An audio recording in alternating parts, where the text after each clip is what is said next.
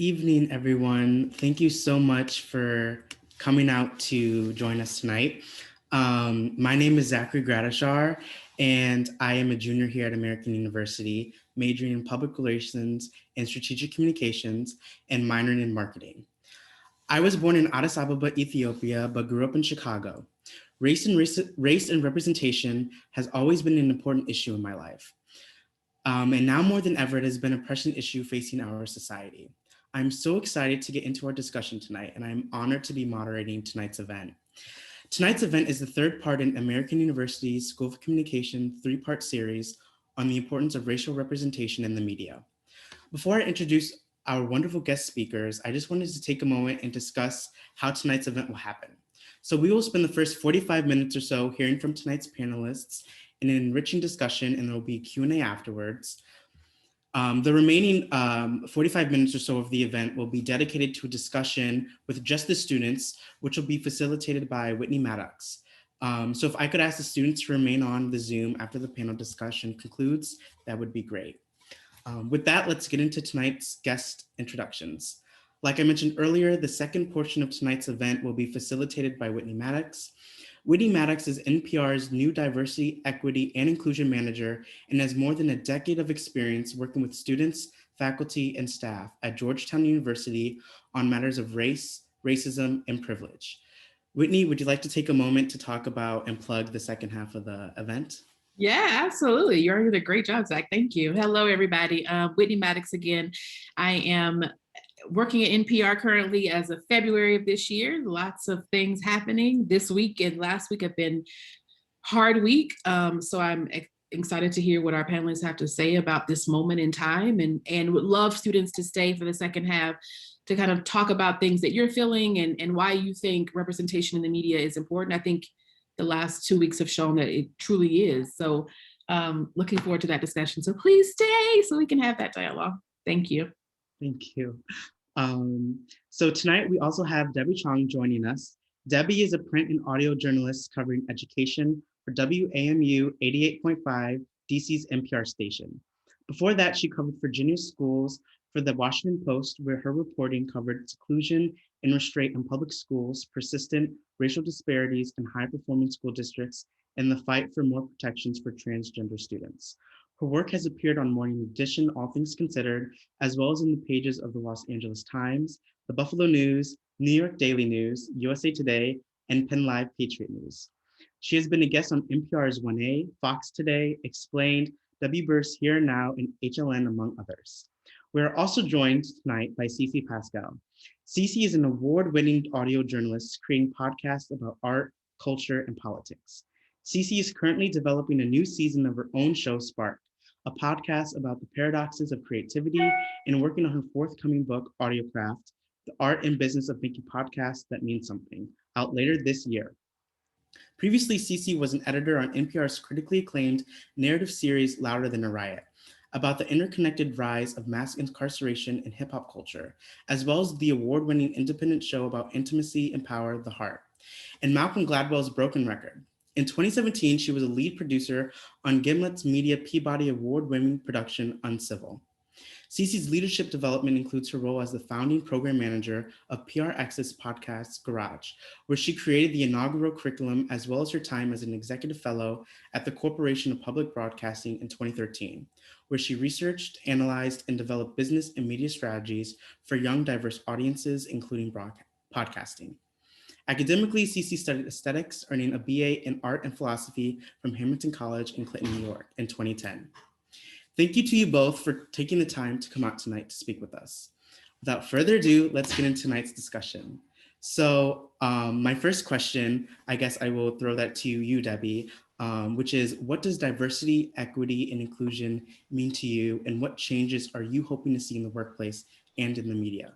And how can employees or others contribute to making those changes? Sure. Hi, Zach. Thank you for having me.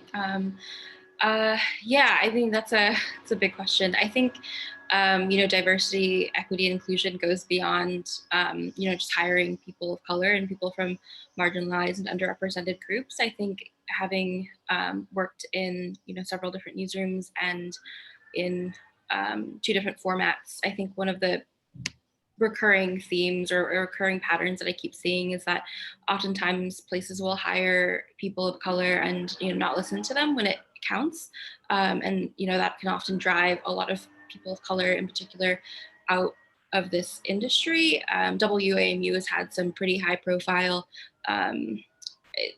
issues with that over the last year, particularly particularly when it's come to Black women being Black women and turnover in the newsroom.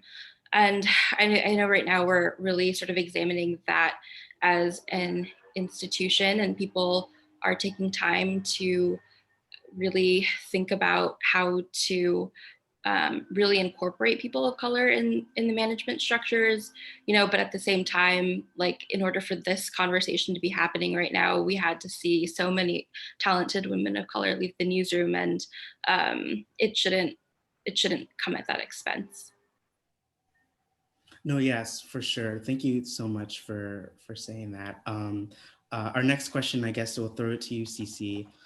Could you tell us about your path and what led you here today, and what has been your experience working in journalism as a woman of color? Yeah, so I just want to shout out to Debbie for such a brilliant analysis.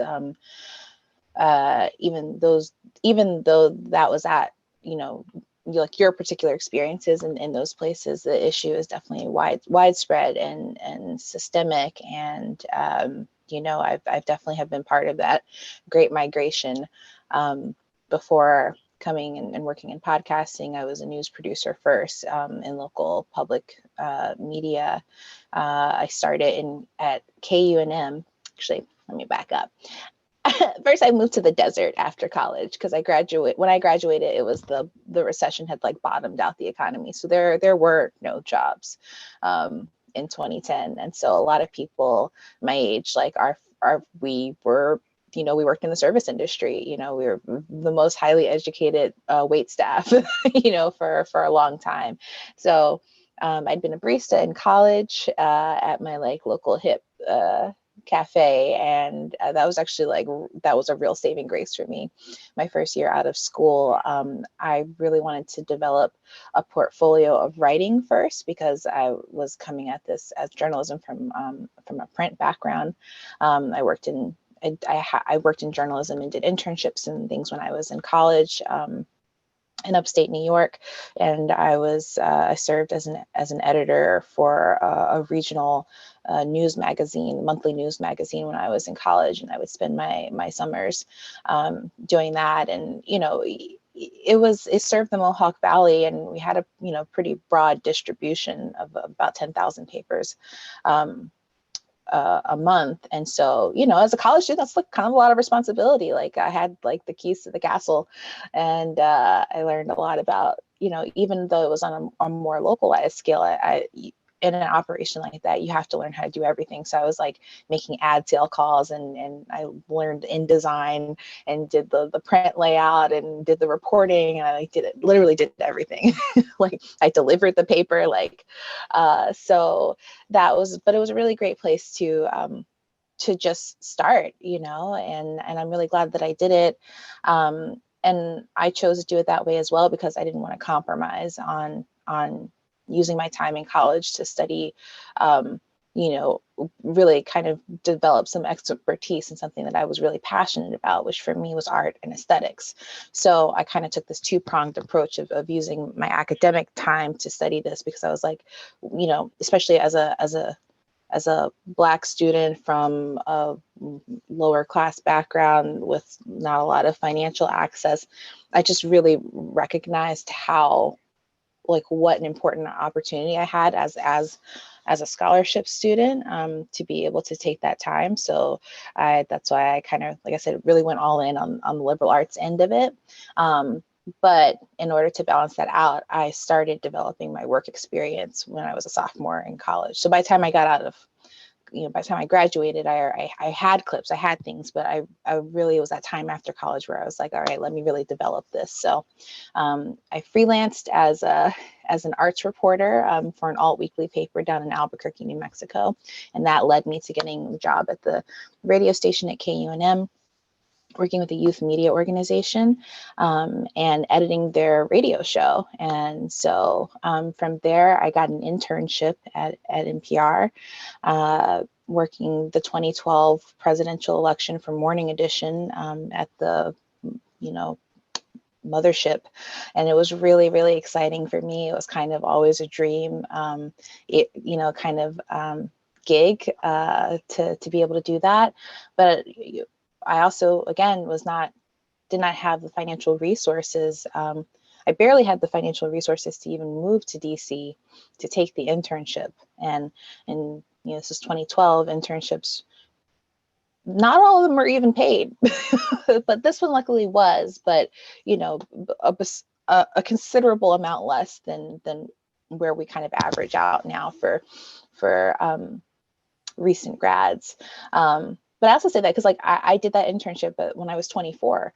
And so at that point, I felt really old. I felt like and a lot of other people in my intern class were fresh out of college. But, in the end, it's all a wash. It really, we all kind of ended up catching up on our own paths. So I temped at NPR for about 2 years, both in DC at headquarters, and then also kind of as a reporting mercenary, if you will. And I would go to other stations in the public media system. I worked out of Boston. But also this really coincided with when news coverage in America became more and more violent and traumatic on a near daily basis. Just for reference, my second day of my internship was Benghazi. And by the end of my internship, there was Sandy Hook, the mass shooting at the elementary school in Connecticut. And then I ended up covering the Boston Marathon bombing. Actually, I was already supposed to be in Boston to do a temp run at WBUR, and it just happened to be the same day. So, as a journalist, you never know when you're going to find yourself in these situations where you're going to be very close to the action, and through that, I kind of, you start to figure out where your own values lie, what your own comfort is, and also how to advocate for yourself in those situations as well. And I'll wrap it up because a lot more, the next 5 years were just all, hard news reporting, both in local stations. I ended up being the first night editor at WGBH, also in Boston. And this was during the rise of the unarmed shootings and killings of Black people at the hands of police. And I was the person who had to make the call at the station about what was going to be news. So not only those stories, when taken from the national headlines, and having to make the case to my station manager about why we should be covering it in this market. It wasn't easy. It wasn't easy because at that point, it wasn't clear that this, I think to a lot of people who are making decisions that this was a national issue that was playing out, and that, really ethically, journalism producers and stations and publications really have a duty to tell all the sides of that story and how it impacts communities across race. No, yeah, that's an amazing story. Thank you so much for sharing. I would love to pass that same question along to you, Debbie. Just if you could take a moment to tell us about how you got to where you are today, and how your career as a journalist has been as a woman of color. Sure. Yeah. So I graduated from undergrad at Syracuse in 2014. I went into college, I think pretty lucky in the sense that I was able to, or I knew what I wanted to do. So I was a journalism major throughout college. Worked for the student newspaper, did the internships at different newspapers, different publications. Over the course of 4 years there, I think I did 4 or 5 different internships over the summer. 2 of them were unpaid, and I wouldn't advocate for anyone to take an unpaid internship because I don't think that they're moral and people should get paid for their work. But I did end up being able to do that because I did have some relative financial privilege and other privileges. The first internship that I did was unpaid, was in LA County, and my parents live in LA, so I was able to commute from home. Didn't have to spend too much when I lived there. And the second was in New York City, and I had a family friend who basically let me live with them for free over the summer. So, I mean, without those two internships, I don't think I would have been able to get the experience that I needed to go on to other internships that were paid. And I think that's a really unfortunate reality and fact about this industry, is that a lot of people who are able to do these internships do have a place to fall back on. And, even if they are unpaid, they're often low paid, and that's just not sustainable for a lot of people. But after I graduated from college, I interned the summer after that at the LA Times. And then I got my first full-time job in Harrisburg, Pennsylvania. I was there for, at the daily paper there for a year before moving on to the Richmond Times-Dispatch in Virginia. I was there for a couple of years before I applied for AU's Washington Post Fellowship. And so I got that. I was able to get my master's degree tuition free through this program and covered Virginia schools for the Post. And then after that, I moved on to WAMU, where I cover education in DC now. I think I've been lucky in a lot of ways that my path in journalism has been pretty linear. And I don't think that that's the norm these days. I think, there are fewer smaller local papers for young reporters to start in. And the way into the industry now seems to be less linear and not haphazard, but it's less straightforward. Although I will say, I do feel like there are more opportunities that didn't exist even when I was going through college. There are, opportunities with social media, Instagram, TikTok, things like that, that could be ways in for young people trying to pursue journalism now. And the second piece of that question was what it's been like for me as a woman of color in media. I think I've been fortunate in a lot of ways that I've had a lot of people who have championed my career and helped advance me.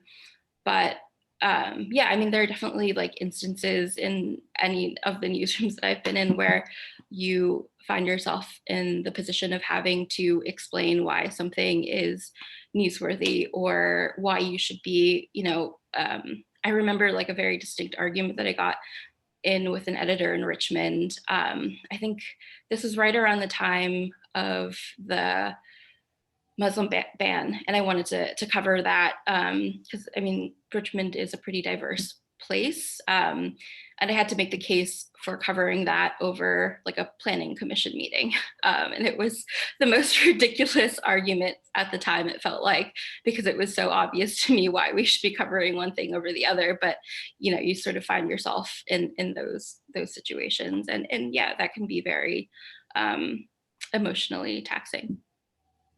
No, yeah, I totally understand. And that kind of leads into my next question. As minorities, we tend to have certain or different experiences than our white counterparts.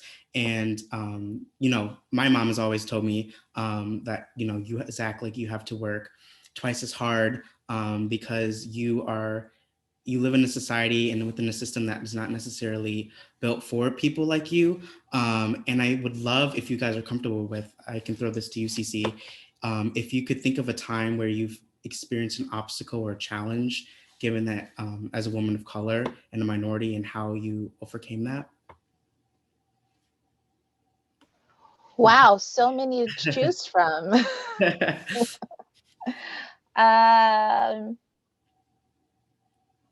What kind of obstacle are you looking for? It's like a choose your own adventure. Whatever, whatever comes to mind. If it's more on your work experience as a journalist or your everyday experience, whatever you feel comfortable with telling. Yeah, it's I just wrote a lengthy essay about this. It's called Hidden in Plain Sight. If you Google that and my name, it'll pop up. and it's about my experience working at a big podcasting company that ultimately won a Peabody. And so we had this critically acclaimed show, and I used my personal experience to shine a light on what systemic racism actually looks like and feels like in the workplace. Because a lot of times when we talk about racism, people are thinking about incident-based racism, like, well, so-and-so, we didn't, people have a hard time seeing their own actions or the ways in which their own actions support, uphold, advance racialized and racist agendas that ultimately harm and disenfranchise employees from marginalized backgrounds. So I think we all have like a good intellectual understanding of what that means, but there are so many nuances and so much complexity to how those experiences actually play out, and also the long tail of consequences as a result. And often people are not empowered to actually speak truthfully, honestly, and openly about their past experiences for fear of retribution or being blacklisted, even though we don't think about those things as happening in a formalized way. It can be high stakes, especially when you're trying to break in, and especially when you're dependent upon other people and their opinion of you or their trust in you in order to kind of make it to the next stage. So, I say that along with the advice of making sure that you have a good community, like a strong community of other people who, are navigating the same waters that you are. And even if y'all don't have the answer collectively, just having a safety net there is so important. And the validation too. It's also interesting because I think a lot of one huge thing that I heard in response to this essay that I wrote, and also in lots of conversations that I've had with mentors and mentees and other Black women and femmes in particular, is and women, I think in general, is gaslighting. And when I say there's this disconnect, a lot of times the people who are perpetrating this, or, the bosses, the managers, I don't think that they have the intention to do that. They're not trying to gaslight you. But when you are trying to bring things to light, when you are trying to point out, things that are unjust and unfair, and your experience is being denied, or someone is trying to convince you that it's not happening, I mean, that is the definition of gaslighting. So regardless of a person's intent, they can still be negligent in how they wield their power. And that's a whole other conversation that we're not really having yet. Oh, yes, for sure. And I would love to ask that same question to you, Debbie, if you don't mind. Is there an obstacle or a certain experience that comes to mind that you had to overcome or persevere as a woman of color in your field of journalism? Yeah, I mean, I think like Cece said, there are like the instant base like moments of like racism that you can like clearly like tag and define as like racism, but there are like structural things that I think have probably made it a little bit more challenging for me in this industry. I think also in particular like living and working in a place like DC and realizing that a lot of reporters who work at a lot of mainstream prestigious publications come from like relatively privileged backgrounds, and like that was never really like, my family was able to financially support me in some ways, but certainly like not in the ways where I could rely on them for rent or like daily expenses like that. So when I think about like the structural ways that racism keeps, or structural ways that journalism keeps people of color out, it has to do with like just who is being allowed to occupy certain positions because they have the financial support and like backing to do that. And oftentimes that connects just directly with like the amount of like wealth they come from, which as we know, has to do with race. So I think that's probably the biggest thing that comes to mind. I also, and I think I've been fortunate in a lot of ways that I've sort of been able to find myself in a position to like financially support myself in this industry, but I know that that isn't available for a lot of people. No, yes. And another thing that I would like to touch on is I know last summer, given everything with, the protest and George Floyd and the rise of the Black Lives Matter movement, I just wanted to ask both of you, and I guess Cece, I can throw this one to you. If you could talk to us about like any advice you have for students, particularly students of color who are wanting to document the BLM movement and the social upheaval that we are currently experiencing. Mm-hmm. Mm-hmm. A couple of things. I mean, one thing is before you even enter into the environment, I mean, some people are going to want to do this independently, and they're, when I, first started covering news, specifically like shifting away from arts journalism and reporting at the very, very beginning of my career and really hitting my stride as a news producer. It was also alongside the rise of like citizen journalism, right? And now, we've seen how things have unfold on social media all the time, and there's a lot of responsibility there. I remember as a concrete example, during the Boston Marathon bombing, there were initially reports circulating on social media that named a person who someone thought was one of the perpetrators, and it wasn't. It was actually like an innocent person, and that person was then harassed, and their life essentially was put in danger. So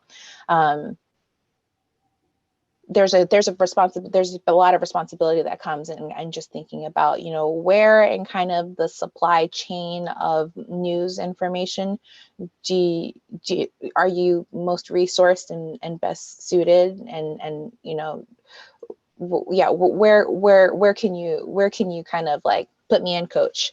And for some people, who like the thrill, they like being on their feet, they like being like in the scene, in the moment, right? And if that's you, then I would definitely recommend like if you're doing it individually, like or if you're within an organization, making sure that you have access to resources for things like hostile environment training. I mean, that's can be like a bit of an investment if you're just like out here on your own, but there's lots of like resources on the internet that can speak to, even just like the basics of knowing what to do if you're in a situation that could escalate, and understanding how to de-escalate, and how to understand how to read your surroundings, and just how to go about it in the safest way possible.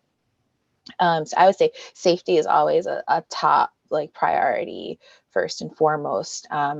Our show Uncivil, one of the stories that I was reporting that ended up not actually making it as an episode was in Charlottesville during the summer of the Unite the Right rally. And so that was a situation where our host was like in the field in the midst of the action, and there's helicopters flying around, and there's people running, and I had actually opted out of going to cover that in person. And that's what I mean about being able to advocate for yourself, because I was like, me as a Black femme woman person, I don't feel safe putting my body in this environment if there's not going to be certain protocols observed or even planned around, or so just like, even if and it may be a thing where the people around you don't have the same sense of urgency or see the same sense of concern as you, and you really have to just, like I said, like have those people who like have your crew, who you can go to and kind of gut check with, and be like, well, I'm feeling this way, like, what do you think? Because I did that with my friends, and I immediately got the feedback that like, no, what are you talking about? Like, so I would say that. And then the other thing I would say is I want to talk about is more about the mental health and emotional component of the toll of covering this sort of work over a long period of time. You know, being on the front lines of news for 5 straight years, you know, as a line producer, as an editor, as an overnight producer, I was literally always on the edge of my seat, you know, so physically I always had cortisol like pumping through my body, racing through my body. I was diagnosed with high blood pressure by the time I was 28 years old.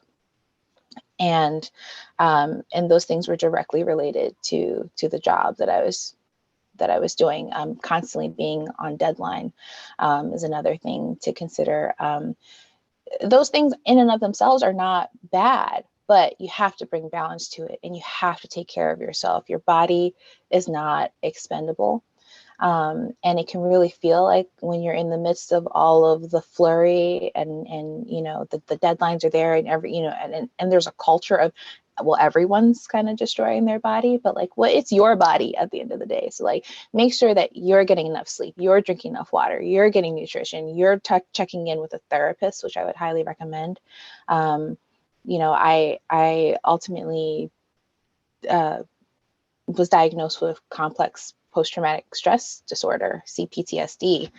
And while my career as a frontline journalist was not the only reason, I also have like pre-existing high ACE scores, again, like things that are very common, especially to marginalized folks who are growing up economically disadvantaged, et cetera. So you're just understand what your risk factors are and plan ways that you can care for yourself and figure out who your community is and how you can support each other if you would want to be able to do this in a way that has, you know, longevity both for you and your career. No, yes, that's great advice, and I really appreciate you taking the time to relay that to us. Debbie, was there anything you wanted to add on the matter on how students, particularly students of color, they want to document, you know, the current social movements that we have going on, or any future movements that we face? Yeah, I mean, I would echo the point about mental health.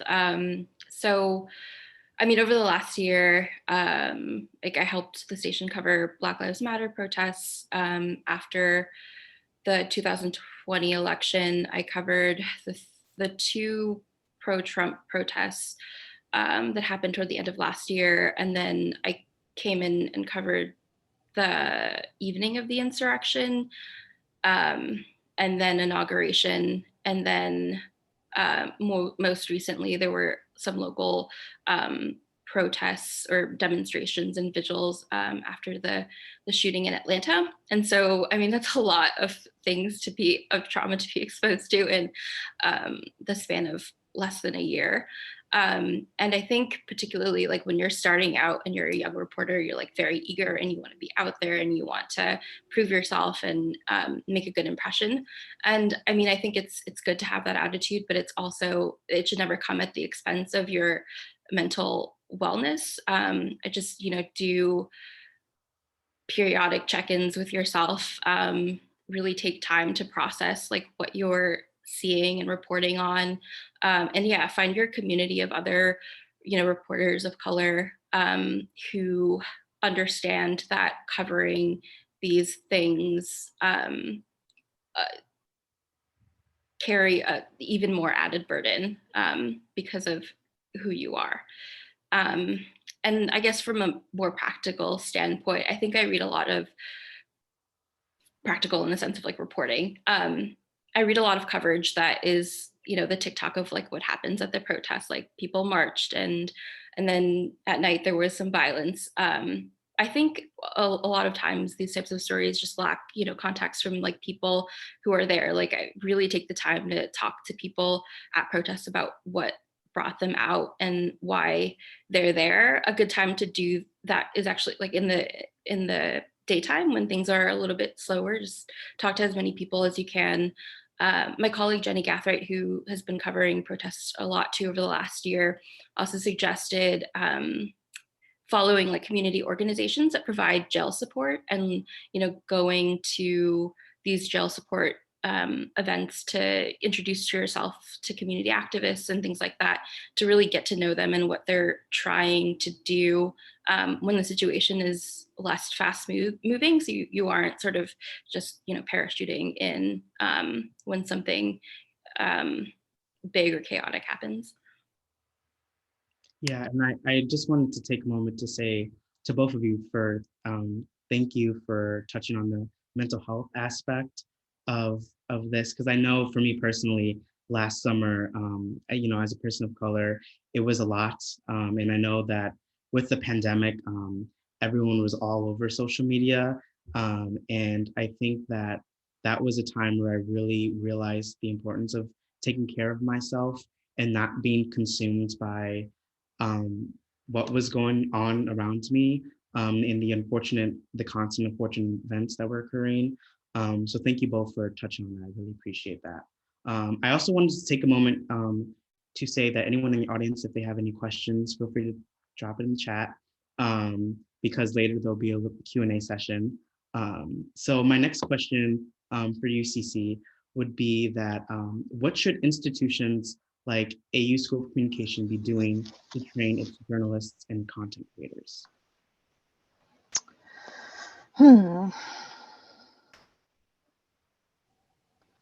I mean, I think things like this are really helpful, right? Like bringing in people who have actually been in the field and can speak to, the experience on a professional level, but also on a personal level. I'm really grateful to the mentors that I had early on in my career who prepped me in all of those ways to make me, prepared to face all the things that I would inevitably face, and who shared their own strategies, not only for best practices and making my best work, but again, for how to take care of myself and be in community with other folks. So I think building those sorts of muscles early is really important. Learning how to ask for help is really important. And so, I think right now as students, you have the benefit and the privilege of being, part of a well-resourced community that cares about you, and figure and find ways to bring you together. So find ways to replicate these sorts of things, outside of your school experiences as well. And I think doing things like that, learning how to network, which I always was like, oh, networking is like a dirty word, but it's not really. It's information sharing. At its best, I think. And so taking advantage of those types of opportunities to get to build, relationships with, because networking shouldn't be transactional, ideally. It's about building and maintaining and growing relationships over the course of your career. And that will translate also not only into vertical, leverage and growth in your career, but you want to think about horizontal growth as well, right? Like your peers. Who are your peers? Who are your cohorts? Because as your peers begin to rise, that also extends the amount of opportunities that you will have as well. No, yes, for sure. Debbie, is there anything you wanted to add on to that, on what should schools like ours be doing to train its future journalists and content creators? Yeah, I think a lot of like the barriers that keep a lot of marginalized people out of journalism at large also replicate themselves in journalism schools. So to my point earlier about unpaid internships and low-paying internships, I think to the extent that AU can, providing financial resources, grants, scholarships, stipends for students who might want to take an internship but can't afford to. I think that might be one concrete way of maybe lowering that barrier a little bit. And also, I think back to my time in journalism school, and I was taught a lot about like the basics of news writing, how to put together a story, I was told generally what sort of the path is in newspaper. You work at a local and a regional and then like a national. I mean, that doesn't exist really anymore. But I think I missed out on a lot of just real life, practical things. I don't think we ever really talked about the starting pay for an entry level local reporter. And that's a huge thing, particularly if you don't come from money. So being really honest about those types of things, and also